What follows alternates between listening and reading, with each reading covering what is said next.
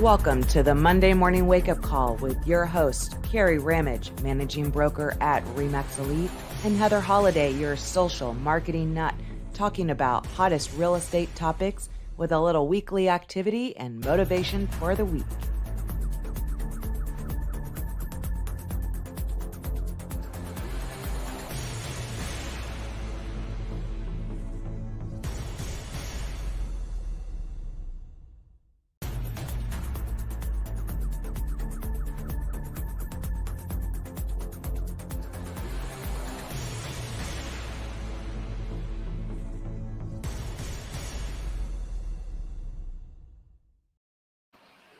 Good morning and happy Monday. I have a pretzel in my mouth. Happy Monday. Oh my gosh. Happy Monday. Oh my gosh. I cannot believe it is the week of Thanksgiving. The year has totally flown by. I just bought my very first fake Christmas tree. So I'm still scarred for life by my parents buying the fake Christmas tree. When I was in high school, I went to Dawn Mander's sleepover birthday party. And when they picked me up the next day, they were like, look, we've got a fake tree in the car. And I was devastated. So I vowed personally to never get a fake tree. I've never had a real tree. Well, I'm a little tired of picking up the needles and all the work. That's my thing. Between two cats, two dogs, and the kids growing up, I've never had a real tree, so I don't know what that's like. I know Leo was like really wanting a real tree, and I'm like, but who cleans the house? Yeah, right. And then like, getting it out of the house is never easy. So I watch Good Morning America, as I think I've mentioned many times on the show, and they have those deals and steals. And so I went on the Christmas tree website and bought a fake tree. So that is assembled and ready to be decorated. See, in Florida, I had the coastal. I saw you tree did the at blue. Kohl's. You did like the blue and the Yeah, so it was a white tree and it had all coastal stuff. It had the burlap for the whatever the tree skirt thing, and I fell in love with the tree at Kohl's, and I was like, have to have. So obviously you can't get a real tree, and even now we ended, Leo bought me this fancy green tree, but it had all the LEDs. I can make them any color. I'm like, but I want the green. I think I love the one that I ended up getting, I think for the Century office, and it has the clumpy white frost. Well, that's what I have on this that I bought. It has. And that's, so I just bought a new one for this year. I haven't quite done that yet, but because Jessie wants, so she can have the ginormous tree. Because I've been like, I just want a little 3-foot or something I can just put on our dining, like I really on the table and have that be that. Yeah. Right. So so Jessie's all excited with her new apartment, and I go to her apartment and I'm like, it's going to take up your entire living room. Where the heck do you think you're putting this? Like, I'll make room. Like, so, okay, you can have it. It's right there. So and now that I've jumped ahead to Christmas, but it is the week of Thanksgiving. And I think, correct me if I'm wrong, is this our last show of the year? Our last live? So normally it's the last week of November. And so we always end our show every year. It's our third year with our gratitude and reflection show for the year. And this year it kind of threw us off because it's not the last Thursday or Monday of the year. Right. So we're good with a break. So instead of the top 4, the rest of the season, we'll look at the most highly downloaded podcast, and those are the replays that we'll have. Plus, I'm in Facebook jail, so we can't do anything live right now on Facebook.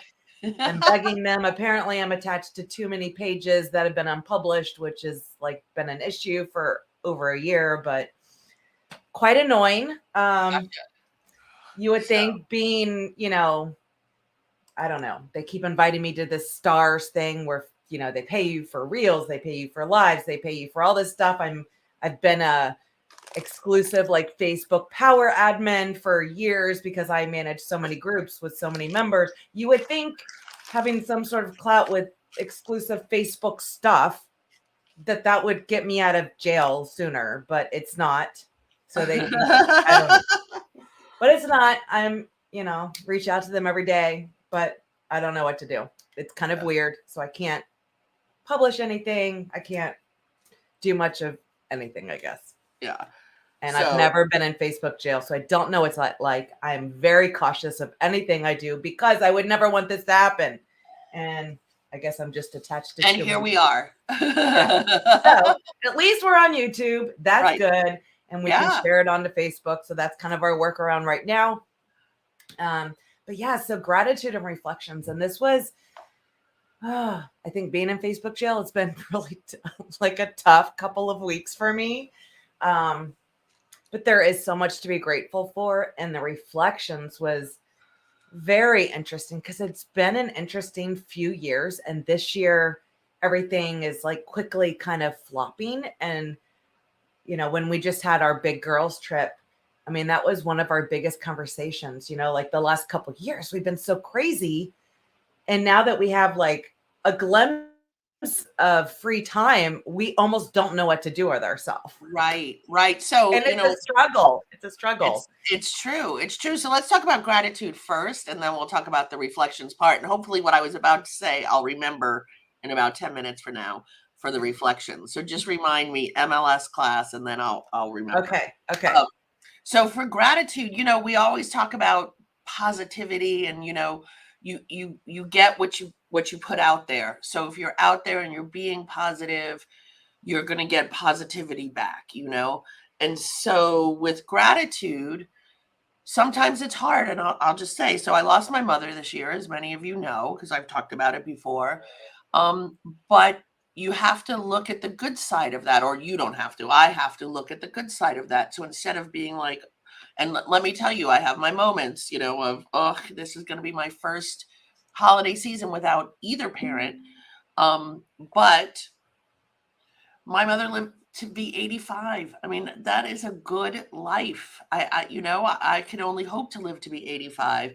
And the fact that we got to spend 85 years with her, I have to be thankful for that. I have to give gratitude for that. So that's kind of my first thing for this year is kind of find a way to take the things that happened to you that may not have been so great, but turn it into some sort of positivity or something to be thankful for.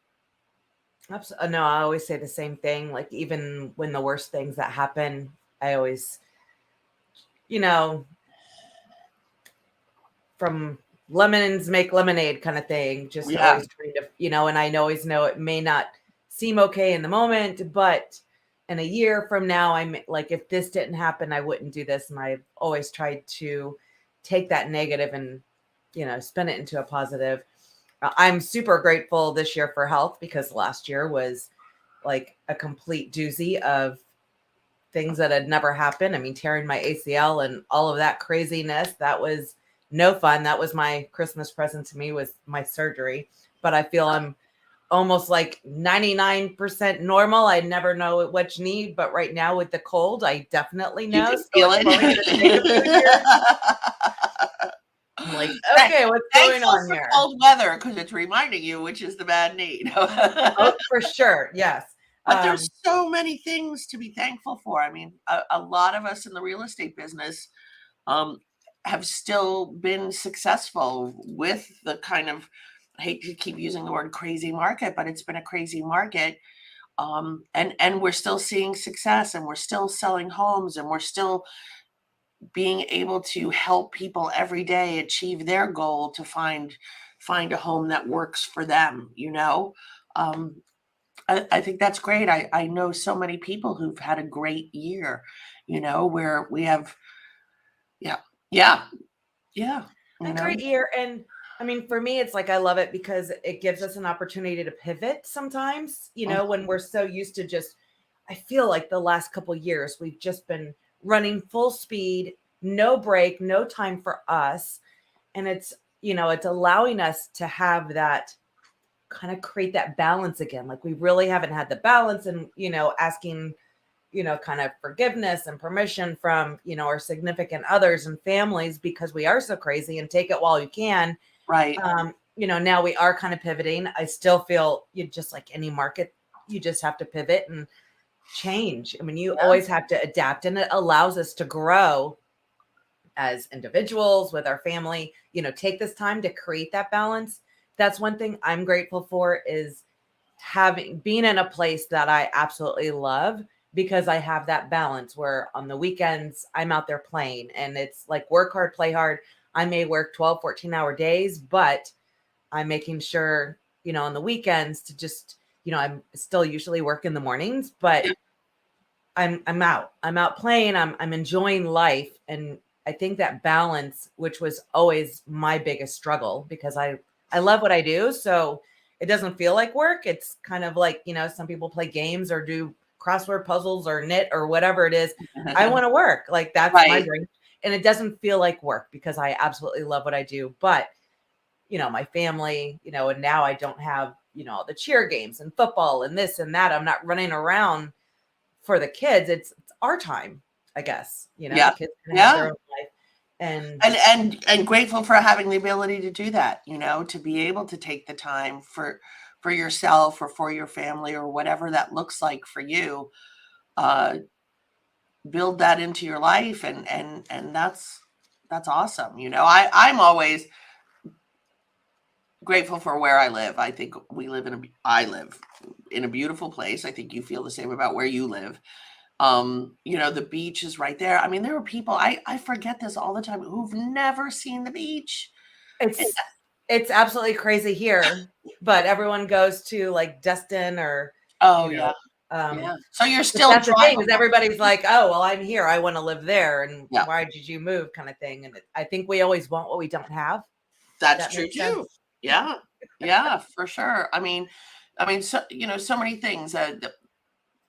I'm thankful, grateful that I have two great kids, that I don't really have to worry about. I worry about them, of course, but not that I ever feel like they're going to do the wrong thing, or I'm thankful that I get compliments from other adults, although my kids are adults now, that that they're polite and that they're helpful and that they're, nice. Yeah. Yeah. Yeah, I may get that for some, but they just don't know her well enough. Right. Keeps me on my toes. That's for sure. Yeah. So I'm certainly grateful for so many things in my life, because I know there's so many that don't. And I think, like Louise posted, something that you could do to give back was, to call the school and pay some lunches off. Right. And Yeah. that really humbled me, because I remember when the kids were like in elementary, that's the way it was. Yep. And it makes me realize, it just reminds me of, the friends that she had that lived in hotel rooms or that lived with their grandparents and stuff like that. And that's when I realized, like, we have it. The kids have no idea how good they have it. Right. But, okay, I need to call the schools and do that. Because what she was saying, instead of buying the Starbucks for the guy behind you in the Starbucks line, because clearly if you're in the Starbucks line, you have money, you don't really need me to pay for you. Although it's a beautiful, wonderful gesture. Take that money, call the school, and see if you can't pay off someone's lunch account. Because it really stinks when we always use the lunch money, whatever the website. Right. But if there was time, like I swear, like every 2 months I was getting a new card, and you always forget which one, where you have that card stored to take money from. Now I don't think it really matters when I get a new card, because they'll still take it out. Correct. But back then it's like, oh crap. And then the kids get a peanut butter and jelly sandwich. And I'm like, well, I wish somebody would have called. I would have brought them lunch, or I would have brought them McDonald's, whatever.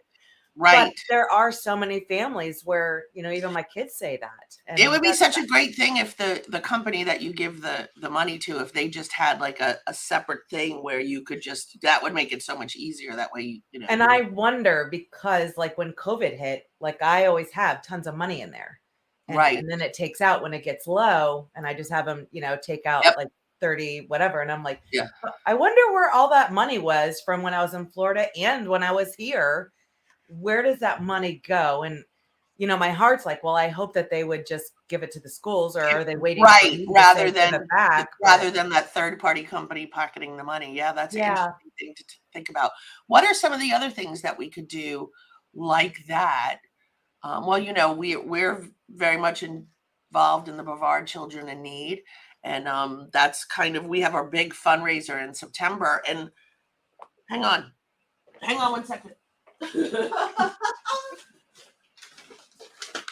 So we have our big fundraiser in September, and when we had our last meeting of the year, when they show you how much they make, that was how much we've done every year. And in 2022, we had done $127,000. And while we were at the wrap-up meeting, the wonderful people at Bella Title who already give us $10,000 a year, and they're always doing fundraisers and everything else. They start the year off with a check for 10 grand, then they do a fundraiser, then they helped gather the baskets. Anyway, they gave the extra $3,000 to round it up to make it $130,000 for this year, which is just truly amazing. And then there is a foundation where places can apply to get a grant from the foundation. And our fabulous Candace Mulvaney this year was the president of the foundation, and her 3-year term was up, and you're allowed to have 2 3-year terms.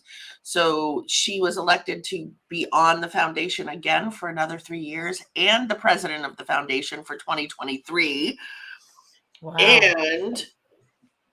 And my year for that I will be president at SCAR, which is 2024, she is going to be the chairperson of the BCIN committee. So yeah, so that anyway, that's good like stuff. That's awesome. And our office was right there at the very beginning. I think we ended up just in like 3 months. We had everyone try to match. Yep. And Prestige Title was in there, so they were going to match everything that we did. So we had all our agents, whenever they had a closing, like make a donation, and it all came from just a story. On 60 Minutes or whatnot. On 60 Minutes, we're talking about homeless children. $200, I think, in just the 3 months, and then it just became a thing, and just kind of evolved since then. So it's been. When I saw that, it was so nice just to see like how it's evolved, and it's been 11 years now. It has been since 2012 was the first year we had the gala. Right. So officially, unofficially, it was just trying to get agents. Hey, this is our community. What can we do to help? And then it became so popular, it just kind of became a thing. And then now we have our own foundation. So we're able to decide, who gets the money, because before we just kind of had to give it to the school foundation, which was great. So now it's a lot to be grateful for. And I think I love paying it forward. For sure. So then I think that probably brings us to reflections, and let's reflect on the things that are changing in the real estate industry. And it's an ever changing industry. It's just, it's an ever-changing industry for sure. And so you have to be able to roll with it and evolve with it and figure out how to keep it going, because it doesn't. I remember one time when I was doing coaching with Tom Ferry, and I was talking about my goals for the year, and I said, oh, I'm halfway to my goal or something like that on Facebook. And somebody said, well, how do you even set a goal? Like, don't you just take it when it comes? And you can't just take it when it comes. You have to make it happen. So the market has definitely changed, or it's evolving, or we're in a new season. As someone else said to me recently, we're in a new season. So we just change with the season. Buyers are being a little more cautious, but in our market, it's still very much a seller's market. We still only have 2 months of inventory, where a normal balanced market is like 5 months of inventory. So it's still, but to me, it's not. I mean, it was so hard being a listing agent or a buyer's agent, because you're getting so many offers so quickly, trying to decide which one's correct. And then you have the buyer's agents getting mad at the listing agents because they're friends and you didn't pick theirs. And it's, and then of course the buyer's agents have all these buyers and they can't get them into a home, which is super stressful. Yeah. So I feel now that there's like this little pivot, little shift, someone like me who, yes, when I moved up here, we just paid cash, like just need a roof over our head because no one's going to rent to you when you have a Great Dane and English Mastiff. So it's like, here are the 2 schools that we can do. We can only find a vacant house. Like we pay cash, like whatever. We're up here in three weeks. Right. So then, of course, we start to look, and then COVID happens. So it's like, okay, well, we're just staying, waiting for the kids to graduate high school. And now it's our time. Like one of the kids is gone. So we don't have to, worry so much about, where she works. Right. And where we're looking is actually going to be closer to the campus and where Hunter works. So he's fine.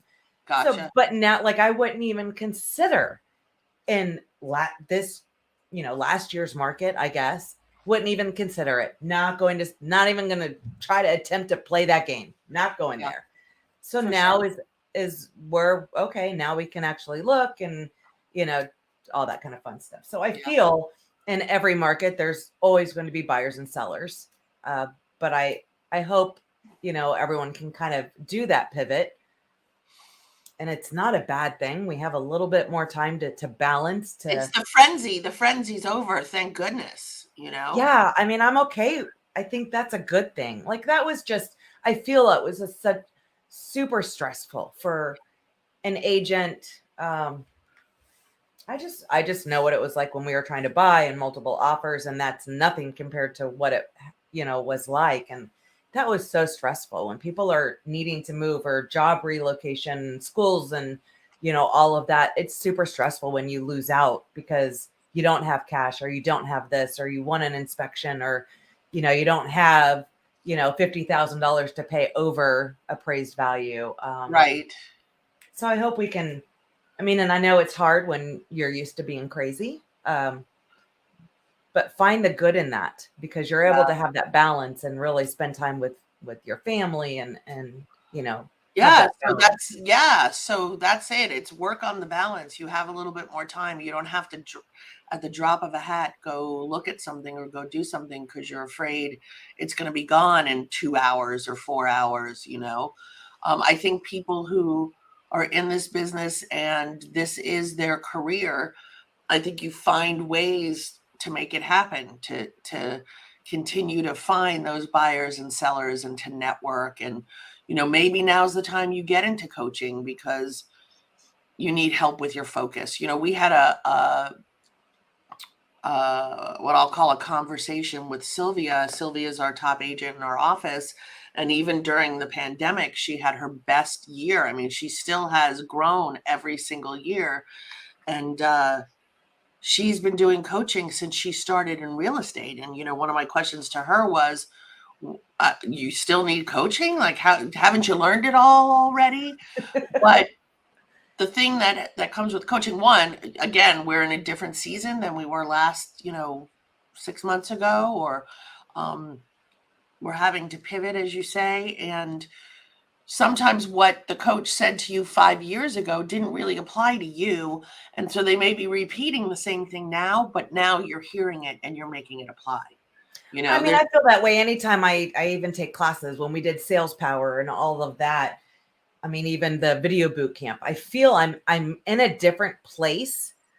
So I take, even though I've heard the same thing, I'm hearing things differently because I'm in a different place in my business. Yeah. So you're even though they were, you could take that video boot camp 5 times, and the 5th I think I've done 4, but I'm in a different place.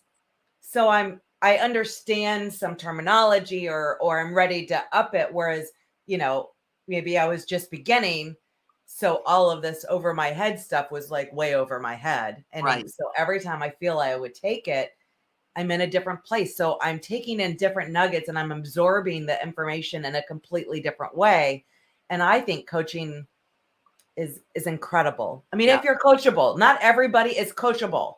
That's true too. It's not always your coach. It could be you're just not coachable. But for me, it was, half therapeutic. Right. Because to be able to talk the same language and have the same understanding with like-minded individuals in the same industry So for me, it was kind of half therapeutic. And then, of course, the accountability part, because I wanted to be an overachiever. I always did my homework. Right. But to me, it was a complete game changer. So when people are like, oh, I don't know if I should do absolutely do coaching, have that matchmaking.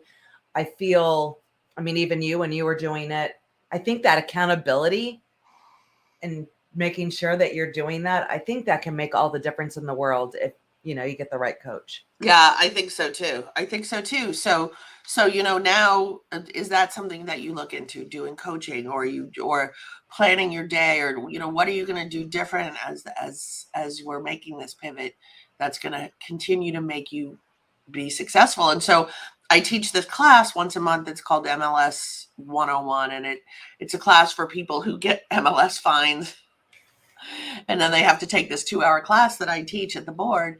And so I had a full class last week, which is 7 people. So that's usually it's not that many. I mean, that it's not really that many. But and the MLS decided, let's have a class, because just giving fines doesn't mean somebody's not going to do it again. And I have to tell you, by the end of the class, everybody was like, wow, this was really awesome. This should be mandatory for everybody, because when we teach MLS in the beginning, it's just how to use it. It's not about the rules and what to do and what not to do. So anyway, we kind of went a little sideways talking about the pivoting market and how everything is changing, and how really it's the agents who are keeping themselves educated and up on what's going on in the marketplace. Those are the ones who are going to continue to be successful. That was the thought. I think that's a good point. So with the shift, you may have a little bit more free time. Make sure that you're able, like the conferences. I mean, to me, it's like I'm able to network with the best of the best. And, you get so many nuggets from people in different areas and what they're doing. And a lot of times it may be what's coming to us and how are they, they're already dealing with it. What are they doing, in their market? To me, that it's been invaluable going to these different conferences on a broker and agent level, and the networking is, I mean, by far the best thing. Friends for life. To me, it's now like an adult spring break, even, right. And it's my favorite week every year, going to those conferences. So if you've never done anything like that, even if it's local or not, go and just try it for a year. I know so many agents get referrals while they're at the conference that basically pays for the entire conference and then some. Yes. And that's, and then you get those relationships. My only suggestion is, if you are going with a group, span off, broaden your horizons. And, I know we used to go as a group. It's like, you're not going to see me all week because I see you every day. Right. I'm going to go network, mingle with people I don't know, because that's how I grow. Yeah. We'll do like one big fun night, but that was, super duper out of my comfort zone to sit with strangers and stuff. But it's also where I've made friends that have lasted a lifetime, and where I've actually grown individually and brought things back to the office and stuff. So, maybe add in a conference or two, or training and stuff like that. There's so many different ones that you can do, but there's always going to be nuggets that you can take away. And a lot of agents that have only been in the business for, less than 10 years, they haven't seen, the other side. So right. I feel anything is educational wise is going to benefit you in the long run. For sure. All right. So I missed the part of being, interactive, because we're not on the Facebook right now, but I know. Everybody else is grateful for, but that's okay. So weekly activity. Plan 4 activities to reignite before the end of the year and do them. That's good. I think that's good. Yeah. And from the business planning, there's 4 different things. We still have a month and a week. So just do 4 things before the end of the year. And then words of wisdom, I thought this was kind of good, is life is change. Growth is optional. Choose wisely. I thought that was good. That is very good. That is yes. good. Because we don't want to be a blockbuster. Yeah. Right? Right? Oh my God. And you don't mean, you mean it in the business sense. You don't want to be at Absolutely. the store. Yeah, No, absolutely. Absolutely. sure. So the rest of the year will be our top 5 download podcasts. Make sure to join, go to mondaymorningwakeupcall.com. All the links for your favorite podcast places are right there. So you can listen to any of the shows. So we will get those scheduled, and then we will see you guys next year. And of course, on our Facebook page, on Instagram, send us a message. We would love to hear from you on topics you want to hear from next year. We've already got a couple shows lined up. We're super excited. But I guess that's a wrap for 2022. Like, that seems crazy. I know. But we wish everyone an amazing holiday season. We cannot wait to kick butt in January 2023.